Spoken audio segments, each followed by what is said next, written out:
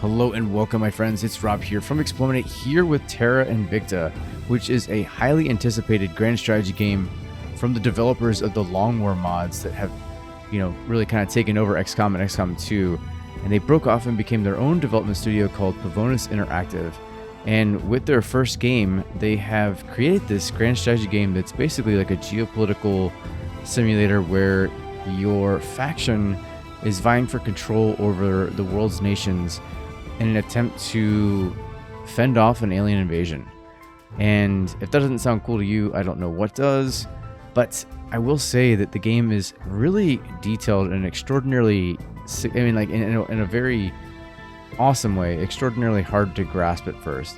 And there's a lot of new things that this game is doing that if you don't really understand how to play, might turn you off a little bit and might make it frustrating for you to play. So what I wanted to do is take this episode to describe the very basic gameplay elements so that you kind of get an idea of where to go and how to start and how to play. That being said, you can enable the tutorial if you are starting off as the Resistance, and that does do a decent job of kind of showing you a little bit about how we want to interact with the game and the basic level of getting into it. But I want to talk more about like some of the resources that it doesn't really talk about and some of what your agenda is going to be in the process of trying to play this game and trying to win. So with that being said, starting off, you want to consider what your faction is going to be. I would highly recommend the Resistance. It's basically protecting humanity by resisting the alien invasion, as it says. But there's other factions that have other goals. But I think that this one here is going to be your most basic, almost like the way the game is meant to be played at first. So that's where you want to start, in my opinion. And normal difficulty, cinematic seems a little strange if you just want to kind of roll through this. But normal, I feel like, is going to give you enough of, especially even with your first run, to make things challenging, but also to be fun and to be something that you can control and actually do well in. So with that, let's go ahead and get started.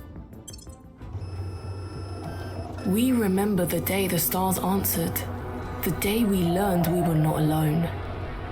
As a familiar sun rose on an unfamiliar universe, some of us saw wondrous possibility and others existential danger. The astronomers had insisted that the bright streak in the sky was no natural phenomenon. Most of us didn't really believe them until it burned through our atmosphere and crashed in a remote region, leaving only wreckage and uncertainty. In our ignorance, we fractured, taking refuge in our most primal emotions. Each of us saw what we wanted to see.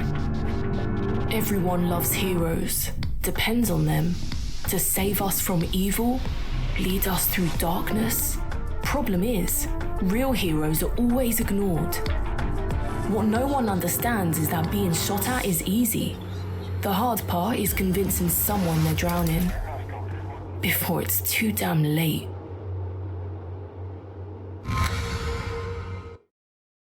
So now the question becomes, is it too late?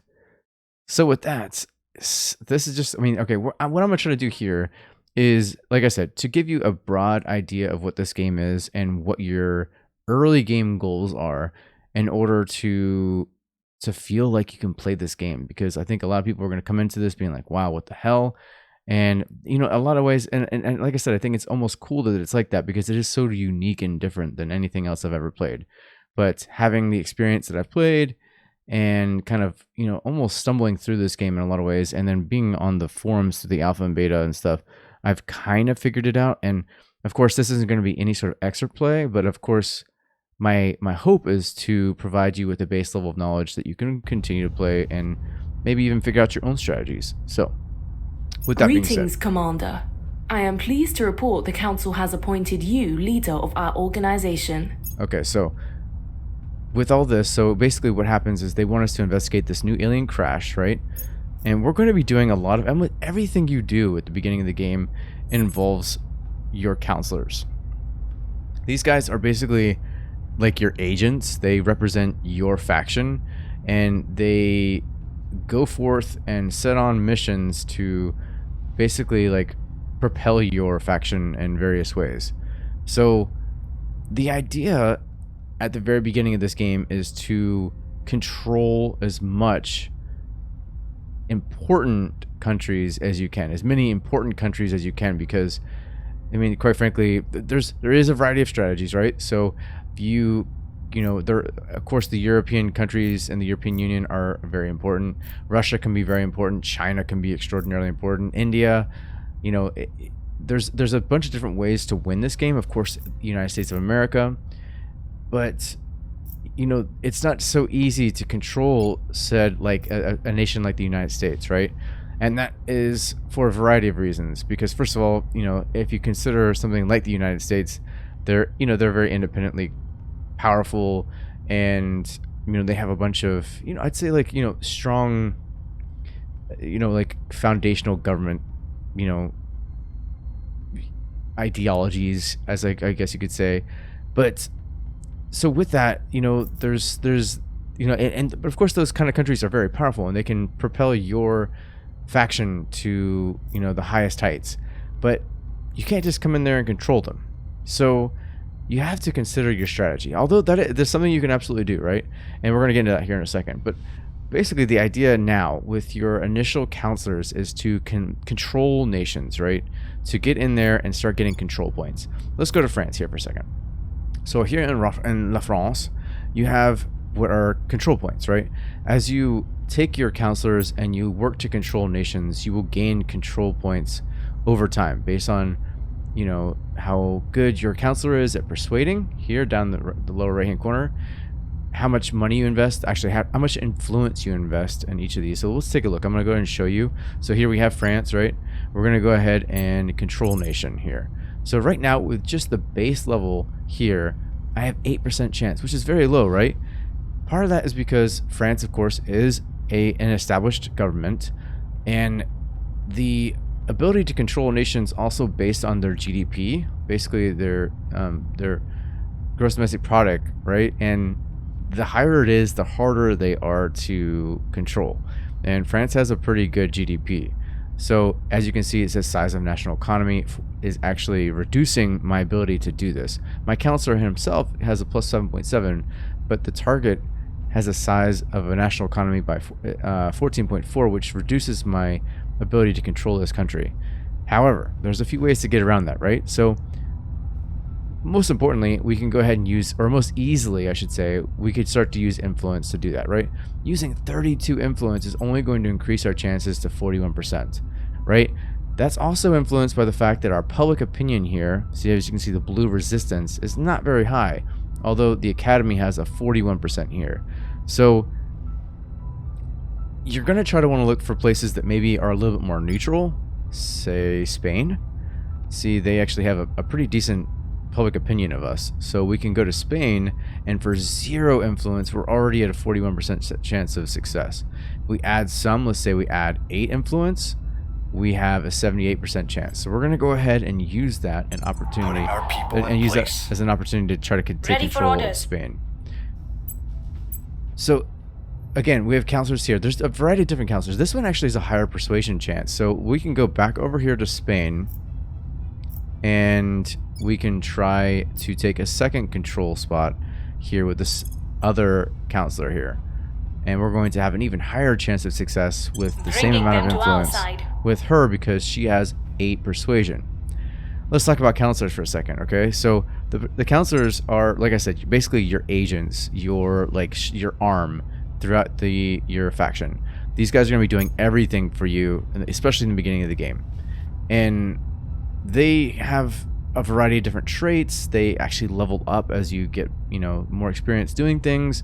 And with those levels, they are able to add to the attributes. So I can actually add to their persuasion attribute and make them more powerful at controlling nations and more powerful at a variety of different things, right?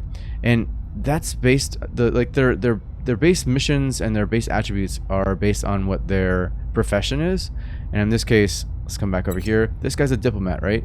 So he's of course going to have a high persuasion skill, because diplomats tend to be pretty persuasive. But you have scientists, you have other evangelists, stuff like that, that are that are, strong and have basically like an archetype of what their skill levels or skill sets are. And with those skill sets, they also are given missions. So there's a variety of different missions. There's many, many different missions. This is just a few of them, and not every counselor can do every mission.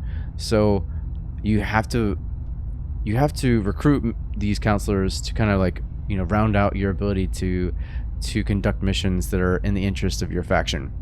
So with that, let's go ahead and we'll go to the next one. See how she's a politician. So of course that's why she's got such a high persuasion skill. But you also see that her missions are very different, right?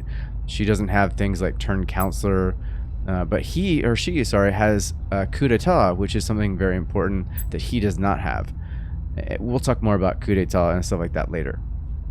So with that, the idea is that we're going to use these counselors to, like I said, make things happen.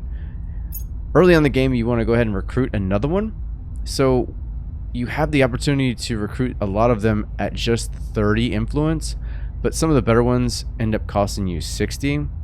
But you can do a pretty good job a lot of times of getting a decent one for 30. Like this one, Islam Aspanov, he looks like he could be pretty decent with 30 influence. So he will join us in Almaty, Kazakhstan. The ability to control nations important. He also does public campaign, which is also extraordinarily important because, like I was saying, that it's easier to control a nation when the public supports you. And this particular mission is important for us because we want to be able to sway the public into thinking that the resistance is worthy cause, right? So we're going to go ahead and recruit him. And you can also take a look here down. So like the traits that are going to, basically affect his attributes are down here. Government, affluent. He's a chemist, so he's going to actually increase our monthly science research. He's a sociopath, so he gains persuasion, but he loses loyalty, right? So yeah, these are all things, and his loyalty is high enough that I don't think he's going to betray us. But those things we're going to talk about a little bit later. All right, with Islam, so we're going to be able to now assume another control nation point. So maybe we come over to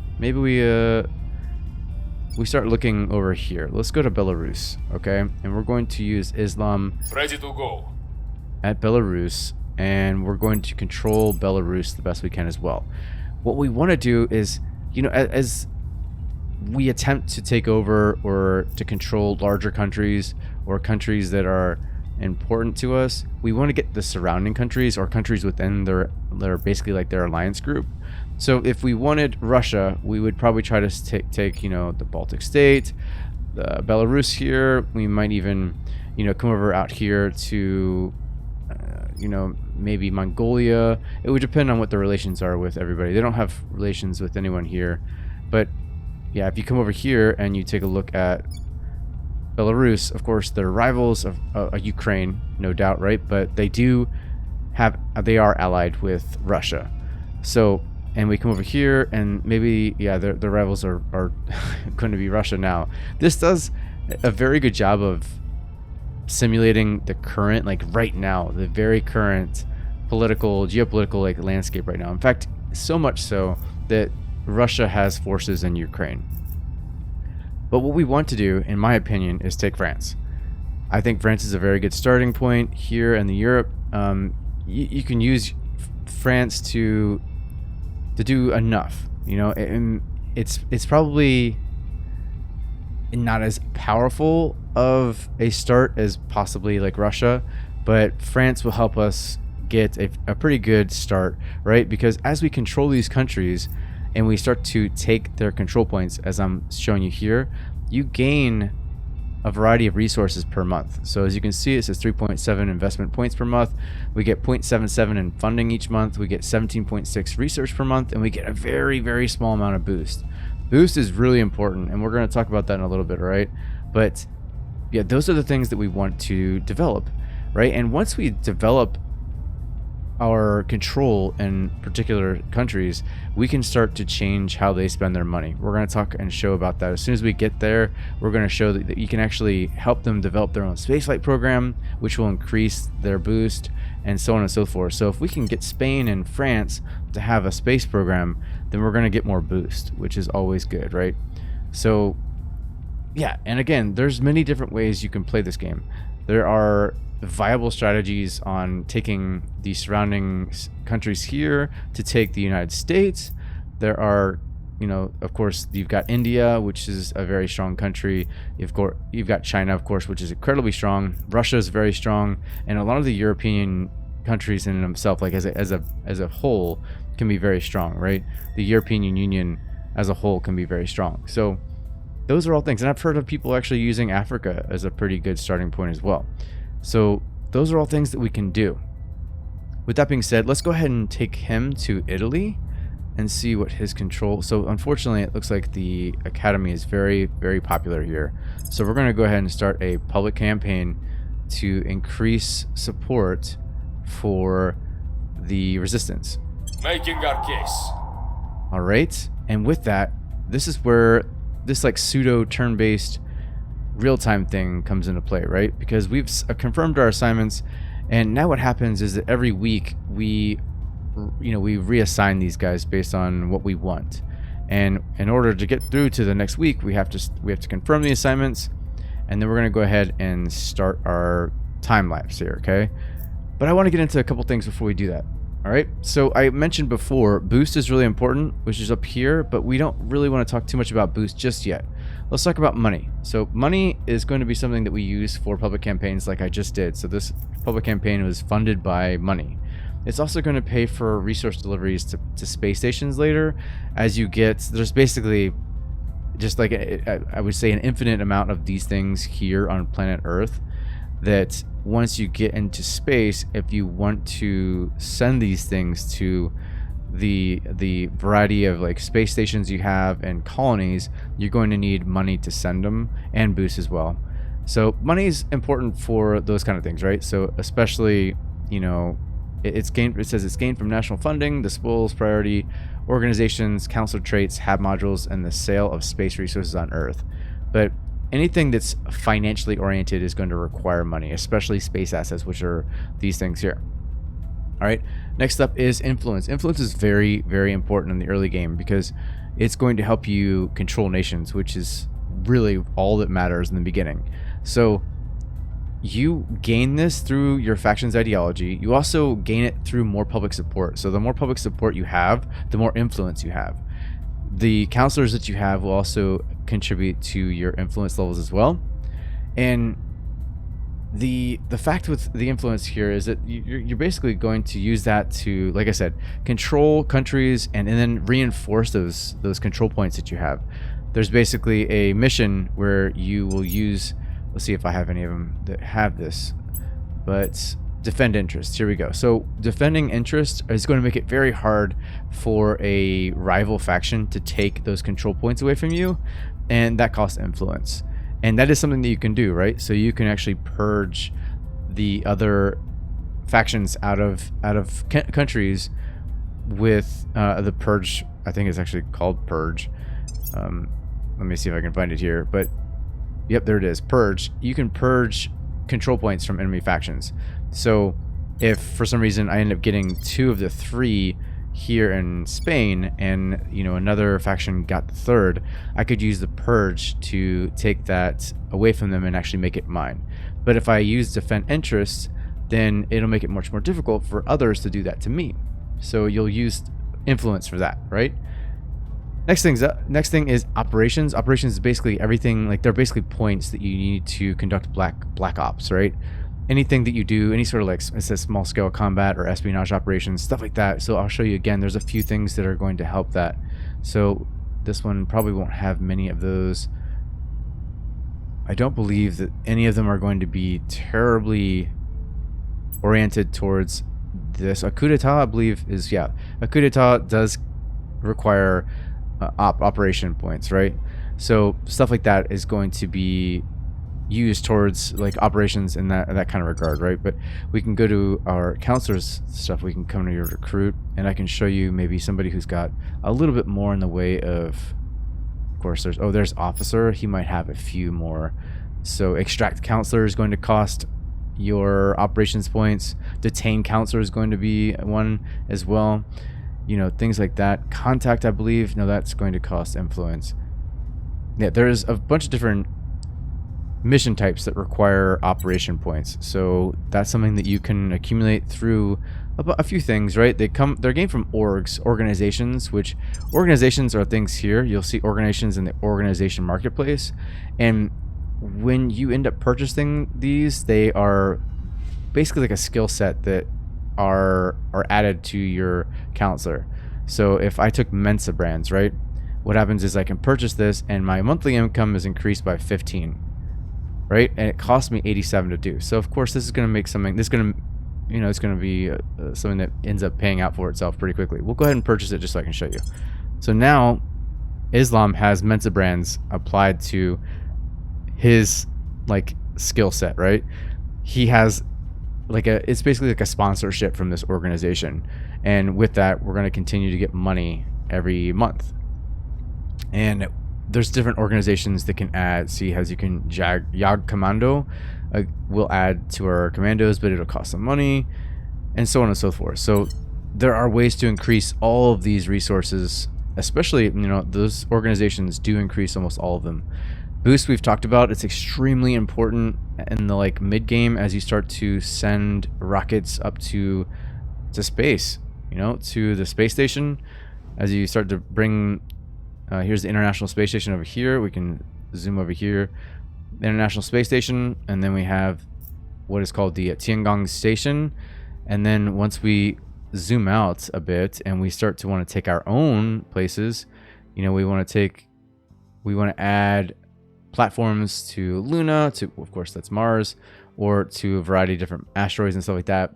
You'll require boost. That's like the main resource for getting those rockets up and stuff like that. And that's required, or that's used and acquired through space programs and stuff like that. So of course we have research, which I think is probably pretty self-explanatory. We're going to get into research in a second. These are command points, basically like a command cap of 147. The more of these control points you own and control, the more capacity you are pushing, right? So let's see if it shows me. I think it shows me how many. Yeah, so in the red there it says cost against cap 12.17. So once I gain one of these control points, it's going to basically apply towards my command cap here, and I can only have so many. So you can't take over the whole world, right? Which is pretty cool. You have to make sure that you're thinking about who you want to control, which countries you want based on their their income and their resources and stuff like that, and their capabilities of becoming something powerful. France is important to me, in my opinion, and so is Britain, because they have armies, and we'll talk about armies maybe in the next video or the next video after that. But with armies, you'll be able to declare war and even make mega nations, really. I mean, I can take the EU and make the EU all of France, right? Or consolidate them all under EU as one country itself. And those are all things that will help you towards your command cap here, because the fewer countries you're controlling, the less control cap you have, or the less towards your control cap you're contributing towards. So if you can make this entire European Union all one country through warfare or through political scheming, then guess what? You're gonna be able to control more. So those are important considerations later in the game that we're going to get into. Now we've talked about research. I want to go into research real quick before we start to let the turns go, and then of course I'm going to cut that off at that point to go into the next kind of set. We're going to start showing in the next video, we're going to start showing what you do as you start to take control points and stuff like that. But let's go to research. And so research is also very unique in this game, in that the top row here is basically universal research. It's what's going on within the world. All of the various factions are contributing to these very important research topics that are going to get humanity in general more, they're going to basically bring forward the human population, the human race, for whatever reason. We're all sharing these research accomplishments. So that's really important, right? You want to contribute to these because let's say we're not alone. The idea is that we're going to start to have like a basic knowledge of the fact that we have aliens here. And then, of course, Skywatch, the consolidation and advancement of aerospace surveillance technology. We need to start doing this in order to get our ships off this planet.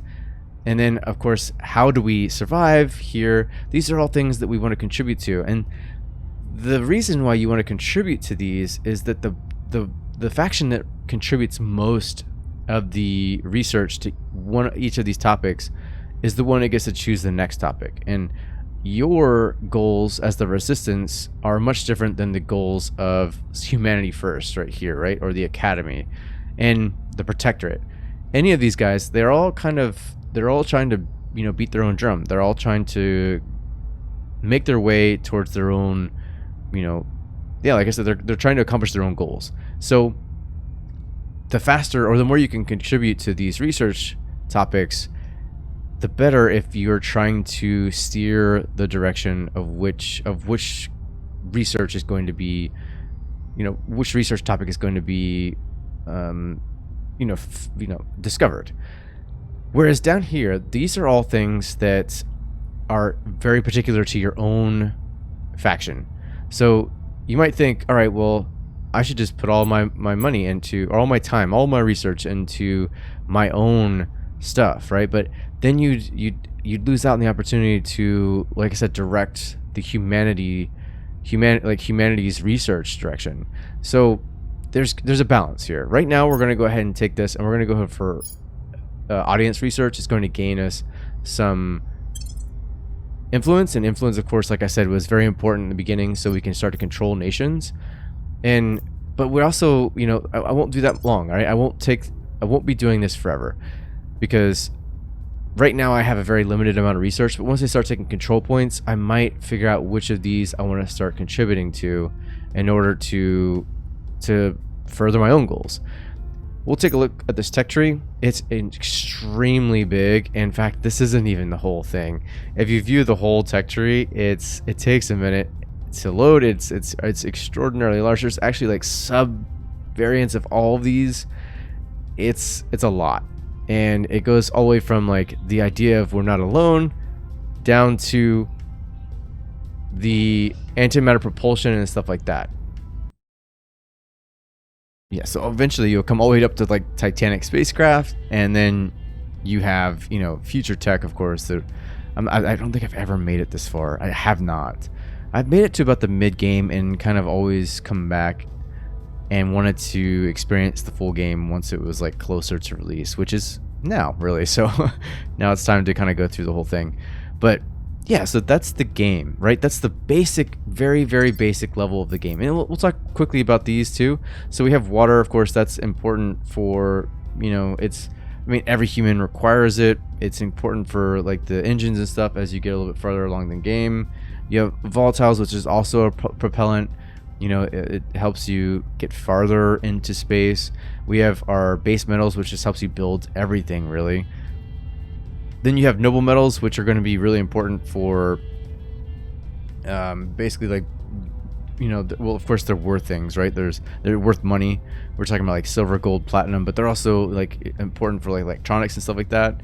And then you have the fissiles, which of course is like uranium and nuclear projects, and then later on nuclear fission and fusion and stuff like that. So yeah, those things are all important. Those things aren't something you're going to really worry about until later. Of course, I said you have an unlimited amount here on Earth, but when you start getting into space and you need to get them into space, that becomes much more important, because, yeah, we'll talk more about it later. I don't want to get too much into it yet.